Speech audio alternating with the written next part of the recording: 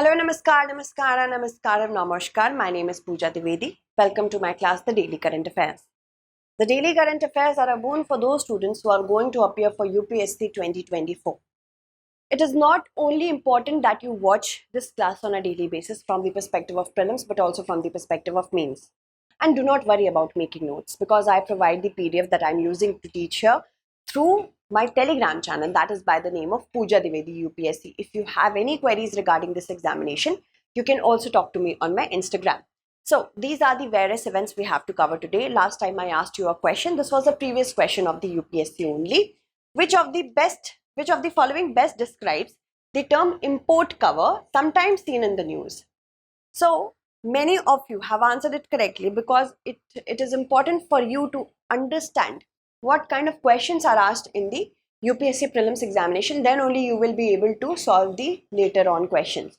Okay. Import cover is actually a measure of those number of months for which I have the sufficient amount of foreign exchange with myself so that I can import certain commodities.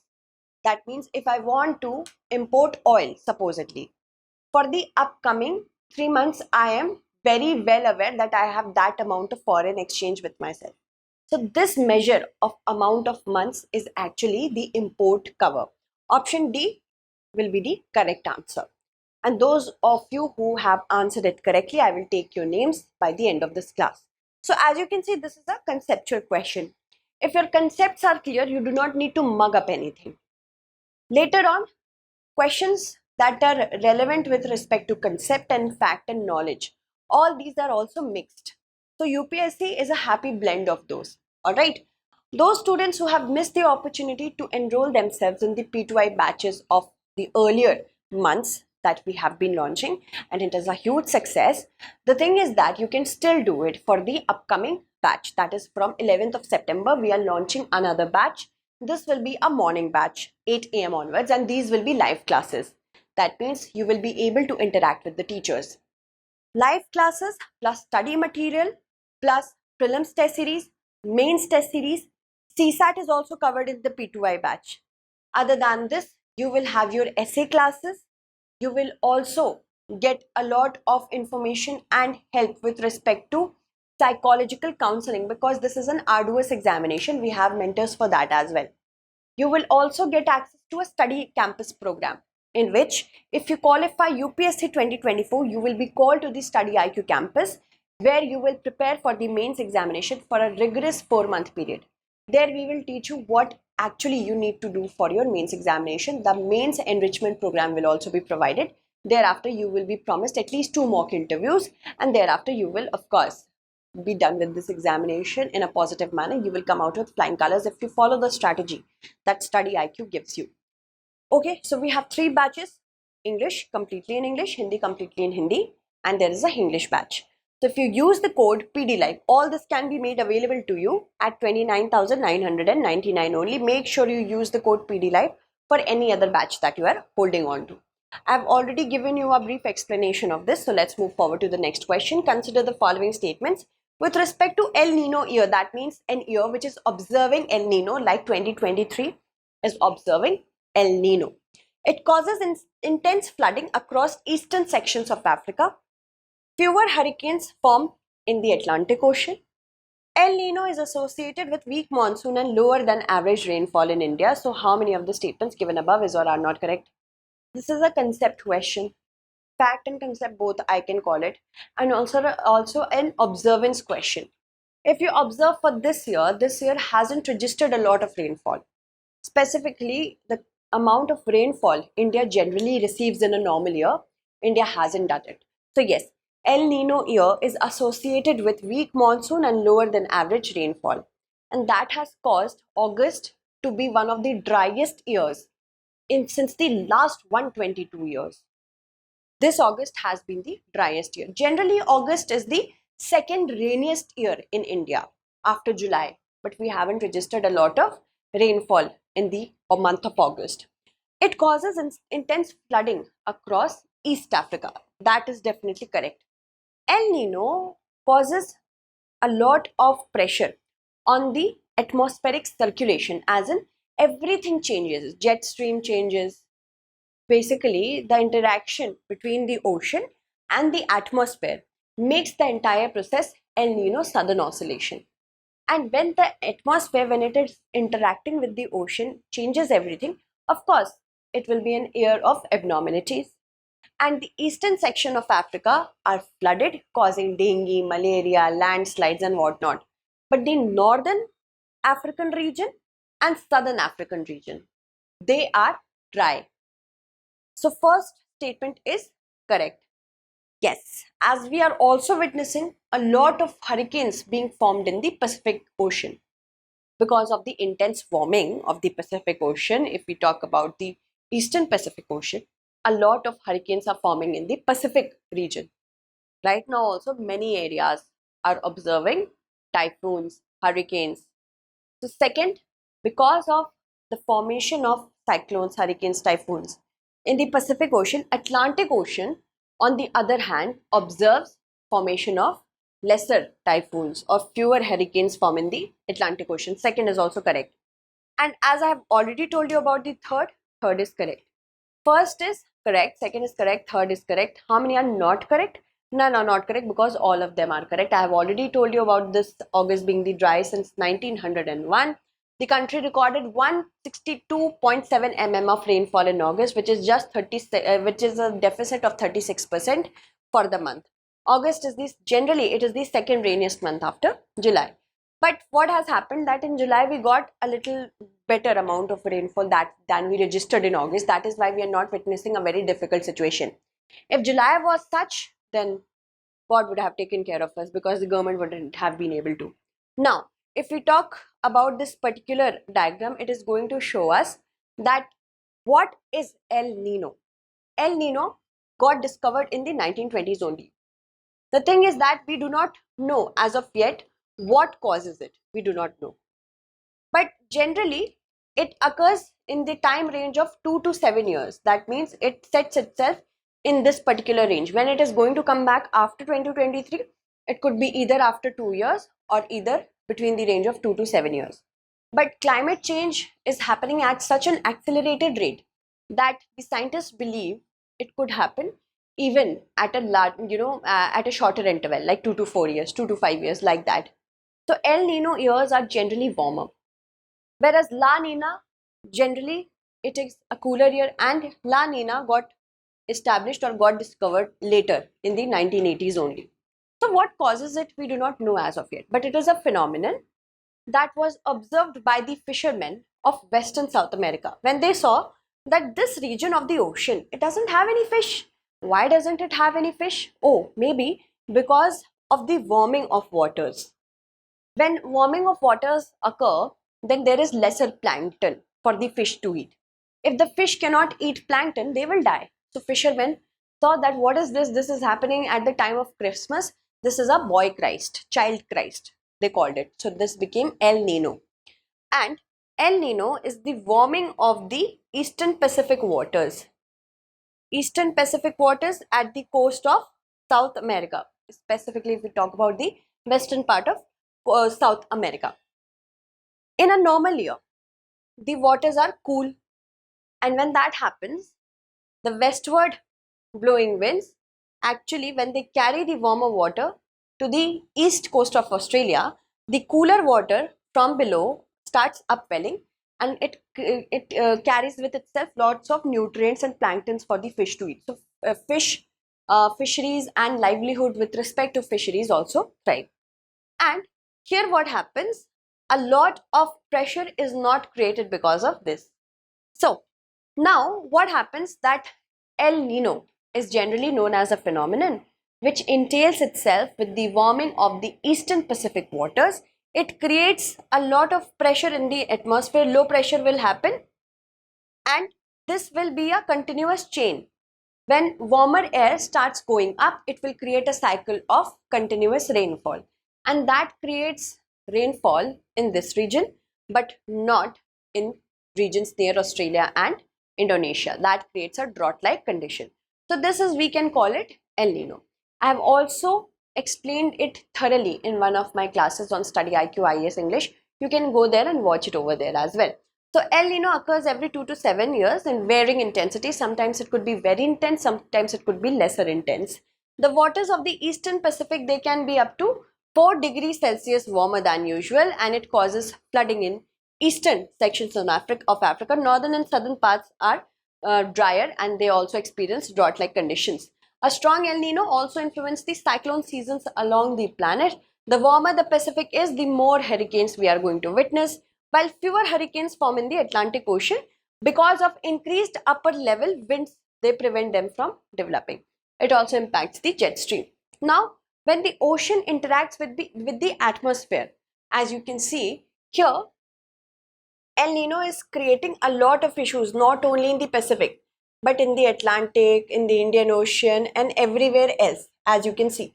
So, when the atmosphere and the ocean both starts interacting with one another, the entire cycle of weather system changes. So that is why it is important for us to know El Nino Southern Oscillation is an interaction of the ocean and the atmospheric condition. The Southern Oscillation part is a specific atmospheric condition that sees the difference in sea level and air pressure, and that happens in the western and eastern side of the Pacific Ocean. Western side has a different sort of pressure, and eastern side has a different sort of pressure, and this happens due to the strength and direction of the winds as well. The winds also get impacted by it. Now El Nino is known to suppress monsoon rainfall. Between the years 2001 to 2020, country witnessed 7 El Nino years, out of which the most severe drought year was 2009-2010. Alright, moving on. Consider the following. India is the largest producer of millets. Karnataka is the largest millet producing state in India. India is the largest exporter of millets. So what do we have to see? How many of the statements given above is or are not correct? Why do I put not correct all the time? Because it is important to check pressure as well. Sometimes it can happen that during the entire process of reading these statements, we forget about not correct or correct. So UPSC will create a lot of pressure like this only. You have to be updated about it. So India is the largest producer of millets. Let's talk about this. The correct answer will be, of course, first is the correct statement. It is the largest producer of millets in the world. But it is the second largest exporter. Can you tell me in the comment segment which country is the largest exporter of millets? So it is the largest producer but not the largest exporter, because it is the second largest exporter of Sri Anna. Karnataka is not the largest millet producing state in India. It is actually Rajasthan. Alright, so first statement is correct. Second statement is not correct. And third statement is also not correct. How many are not correct? 2 only will be the correct answer. Recently, ICSSR has granted 6-month millet project to Jagat Guru Nanak Dev Punjab State Open University, Patiala, and we are observing the International Year of Millets this year only. That is why do expect a question on millets and be updated about it. So, millets is nothing but a collective term that we use to refer to a number of small seeded annual grasses which are cultivated as grain crops to eat them, and it is done on marginal lands. Generally it can grow well in the tropical and subtropical regions, and dry to temperate areas are good for it. Ragi, which is finger millet, jowar, which is sorghum, some that is little millet, bajra, pearl millet, and variga, proso millet are certain millets that are grown all around the world. India is the largest producer of it. Rajasthan, Maharashtra, Karnataka, Andhra Pradesh, Madhya Pradesh, these are the states which pioneer in millet production. Pearl millet, sorghum, finger millet, minor millets we also produce, such as proso millet, kodo millet, little millet, foxtail millet, and the rest. National Food Security Mission also covers it, so that we can ensure that the reach of certain products which are so nutritious in nature. Also, the glycemic index is also appropriate for everybody to consume it. I personally suggest consuming millets, because whenever we are talking about glycemic index, it is advisable to consume millets. So if you can encompass a good amount of millet in your diet, you will start to see changes in your own body. It will become healthier. So do it for sure. Now, India is world's largest producer and second largest exporter of millets. As of the new data of February 2023, we can say that Rajasthan tops the country with this amount of millet production, which is followed by Karnataka and then Uttar Pradesh. Alright, let's move forward. Which of the following state is the location to the largest indigenously developed nuclear plant unit? So, recently, in a boost to ensure that we ramp up our civil nuclear project, we get more energy from nuclear perspective, we have ensured we are going in the right direction. And Gujarat, here we have seen the largest indigenously produced unit of nuclear power plant is situated. So B will be the correct answer. Operationalization has begun. I would like to stress upon the word unit. Okay, so always keep in mind an entire plant can also have different units in the regions that can be from one state to another, because for Kakrapar, we are talking about Kakrapar over here, one unit is also going to be situated in Rajasthan. Okay, so Gujarat will be the correct answer. The third unit of the indigenously developed 700 megawatt electric nuclear power reactor at the Kakrapar Atomic Power Station in Gujarat has commenced operations at full capacity. As you can see over here, we have the Kakrapar. Okay, Kakrapar Atomic Station. Alright, moving on. KAPP3 is the country's first 700 MWE unit. It is the biggest indigenously developed variant of the pressurized heavy water reactor, which consists of natural uranium. It uses natural uranium as fuel and heavy water as moderator. And before this, we had the largest Tarapur unit. Okay, Tarapur, here I will also show you where Tarapur is in this particular map. Earlier it was Tarapur, the plant in Maharashtra, unit in Maharashtra, but now it is in Gujarat. Okay, the Kakrapar one. So the new unit addresses the excess thermal margin. Thermal margin means the maximum operation thermal capacity of the reactor and the actual amount it is using. So the difference between the two, suppose it could be maximum, could be thermal margin. Here we calculate like this. The maximum thermal operation capacity is 100, but we are working at 80. So the 20, difference of 20 will be the margin. 4 units of 700 megawatt reactor are being constructed at Kakrapar and Rawat Bhata site in Rajasthan currently.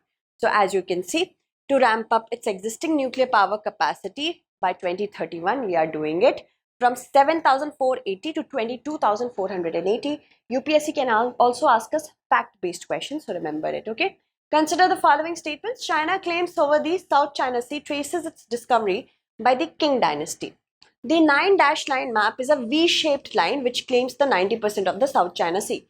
Which of the statements given above is or are correct? It is important for us to be well aware of what is happening around us. Recently, China brought out its standard map on August 28 recently. So it showed that Arunachal Pradesh, Ladakh, South China Sea Islands, these all are a part of China. So that is why we are trying to also ensure that not only India is at loggerheads with China when it comes to its territory, but also countries which have claim over the South China Sea, they are not happy with China. So let's talk about the 9-line map. 9-line map basically is a U-shaped line of comprising of 9 dashes. That is why 9-line. 1, 2, 3, 4, 5, 6, 7, 8, 9. And this concept is very recent in nature. But the Chinese said, no. Since the time of the Han Dynasty discovered the South China Sea. That is why this is ours. Now we could, from the similar perspective, say no, Akhand Bharat consisted of Pakistan, Afghanistan, Sri Lanka, Tibet, everything is ours. No, because we respect the sanctity of the current modern nations. Modern nation is a very different concept than the earlier existing nations. So we have to understand, the more civilized we became, the more in sync we became. 9-line map is, encompassing the blue soil, nationals blue soil, Chinese national blue soil. That means whatever soil is there on their land, but we have a blue soil as well on the South China Sea, and this is what we should be doing, that we should construct our own map to enforce our own narrative. In fact, it must be very intriguing for you to know that it is a modern concept. The 9-line is a modern concept. It's not an erstwhile concept. We'll get into that. China currently claims indisputable sovereignty. That means its claim can not be disputed or questioned by any other country which are lying in the South China Sea. How it can be possible? So what happens that the concept develops in a very modern manner. We'll get into that. It is known as country's blue national soil. The origin of it goes back to official maps which were made by the nationalist Kuomintang government. Now the Kuomintang government, when revolution came, the communists defeated the Kuomintang government and they shifted to Taiwan and they started ruling from Taiwan. So because it was prepared, the 9-line was prepared at the time of the Kuomintang nationalist government and they defected to Taiwan after defeat. They said no, South China Sea is ours, and that is why there is a dispute over it. And this map was prepared before and after World War II. The 9-line was originally an 11-line map. Chinese geographer Yang Huaren helped etch it, and he did it just to ensure that South China Sea is of the Kuomintang government. Okay, so in 1947 he worked on the map, introducing the 11-line and 286 bits of rocks. He even helped the government in naming it, and these were known as the South China Sea Islands. But when the Kuomintang government was defeated and they went to Taiwan, he decided, Yang Huaren decided to stay back in China. But later on he was persecuted during the Cultural Revolution, to be known as the he was known as the Anti-Revolutionary Academic Authority. He was persecuted, but his 9-line map lived on. And 1952, the 11-line map became 9-line. And this was a rare movement of camaraderie. When the Gulf of Tonkin, here is the Gulf of Tonkin, it was given away by Mao, saying that China is not going to claim here, put any sort of claim here. Okay, so remember that Gulf of Tonkin was given away to Vietnam. A very rare moment when China, renounced any sort of claims that it doesn't do generally. Okay, so I hope you understood the 9-line map. Consider the following countries: UAE, Bhutan, Singapore, Sri Lanka. How many of the above mentioned countries have adopted the Unified Payment Interface? Okay, recently we saw that UPI broke the record of 10 billion transactions for the month of August. We are going amazingly well. And two things are the most important factor in ensuring that we are doing so great in UPI. First is, of course, the demonetization that was done by the government in 2016. Second, the COVID-19 pandemic. These two have been the biggest reasons when people started relying on digital currencies or digital wallets rather than keeping actual physical wallets. So many countries have started adopting our UPI. This also consists of the countries of Bhutan, of course, we all know that. Recently, UAE also did it, Sri Lanka, France, and Singapore also did it. So all four will be the correct answer. We got a foothold in Europe through our financial technology, and that is France, United Arab Emirates, and Sri Lanka. Sri Lanka for India, India is Sri Lanka's biggest trading partner. In order to improve bilateral trade and also have a leverage over Sri Lanka when China is trying to do it, we are ensuring that we are deploying our financial technology, and that is very good. India is doing great here. UPI's growing global footprint is a sign of greater opportunities because more and more investment will come. For 2022, we got an investment of $4.8 billion and it is expected to be at least $2 trillion by 2030. Just 1 million transactions happened in October 2016 and it has now crossed the landmark of 10 billion transactions for the month of August. UPI accounted for 75% of the retail transactions in 2022-23. Also, cash transactions have declined by 90%. You will see it's amazing to me how a country such as India, which has a population, such a havocking population, but still we have been able to ensure that technology reaches to the end point of the country.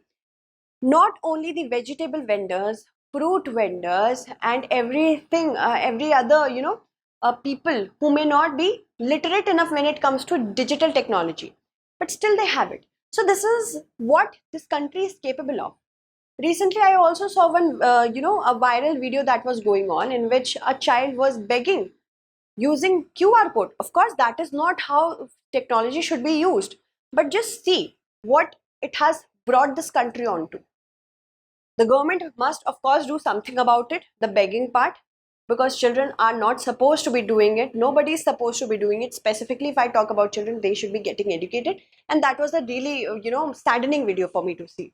So cash transactions have declined from 90% of the total volume in 2017 to less than 60% in 2021. And it is expected, the UPI usage is expected to grow by fourfold by 2026. That PwC report has also stated that the UPI may constitute almost 90% of the total transaction volume in retail digital payment over the next 5 years as it expands to different cities and even rural areas. Alright, with respect to the PSLV launch vehicle, consider the following statements. Its first successful launch was in the year 1994.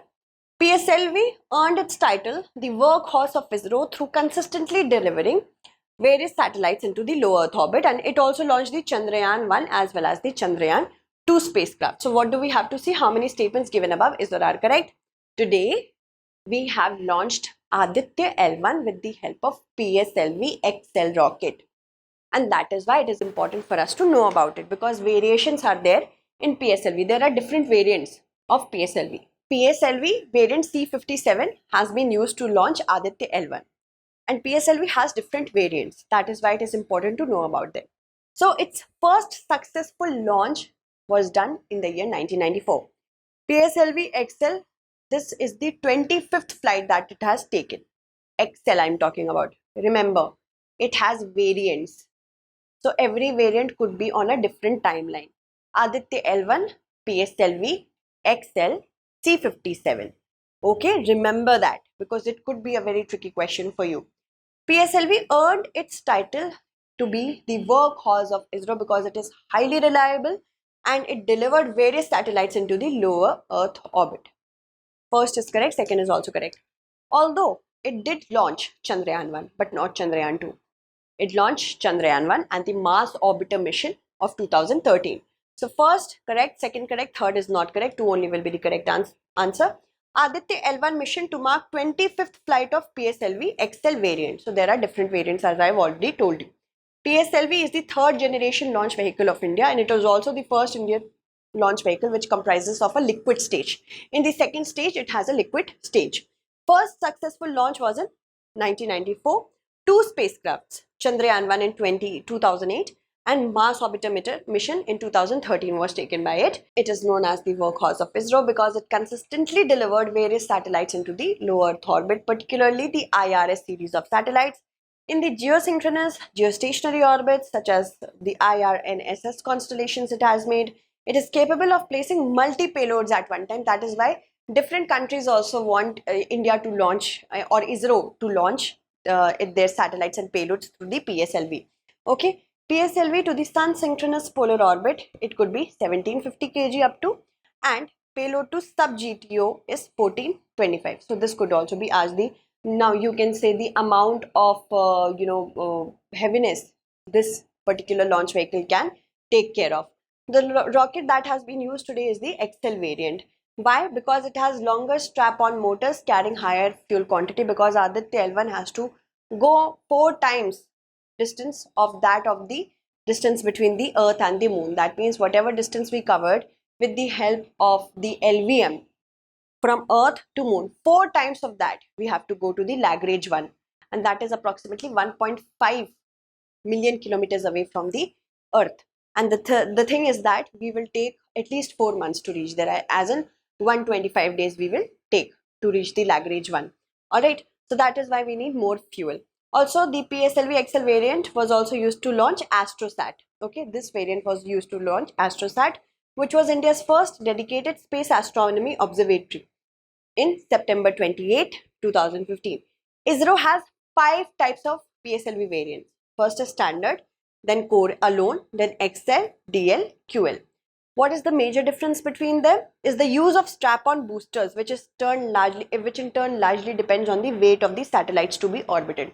The heavier the satellite, the more fuel it is going to need. Okay, moving on. With respect to Atal Pension Yojana, which of the statements is not correct? Okay, because sometimes we get confused about correct and not correct. I've seen that. It was launched in the year 2014. Subscribers would receive guaranteed minimum monthly pension of rupees 1000 or rupees 2000 or rupees 3000 or rupees 4000 or rupees 5000 depending upon the contributions the government and they have done at the age of 60 years. It is open to bank account holders, all bank account holders in the age group of 18 to 40 years, and it is administered by the Pension Fund Regulatory and Development Authority. The correct answer to this question, because we have to select the incorrect one, will be option A itself, because it was launched in the year 2015. Other than this, all are correct. This is a completely fact-based question. So assets under the management of National Pension Scheme and Atal Pension Yojana have crossed 10 trillion or 10 lakh crore rupees. Currently, NPS and APY together have more than 6.62 crore subscribers. Now, the Atal Pension Yojana was launched on 9th of May 2015. A universal social security scheme it is, and it is open to all Indians. It wants to cover specifically the poor and the underprivileged, unprivileged, as well as those particular population which doesn't have social security. API is administered by PFRDA, which is open to the age group of 18 to 40 years. Subscribers would receive the guaranteed minimum monthly pension of 1,000, 2,000, 3,000, 4,000, 5,000 at the age of 60. In case of premature death of the subscriber, that means before the age of 60 years, spouse of the subscriber can continue the contribution to the API account, and for the remaining vesting period till the original subscriber would have attained the age of 60 years. Subscribers can make contribution to it on monthly, quarterly or half yearly basis. So this also has to be remembered. They can voluntarily exit.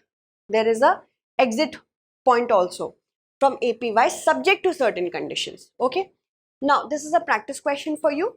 Recently, RBI Governor Shaktikant Das has been rated A+ in the Global Finance Central Banker Report Cards 2023. Who is the other recipient of the same? So, these are the given options. You have to answer it correctly. Let me take the names of those students who have answered the last question correctly. Okay.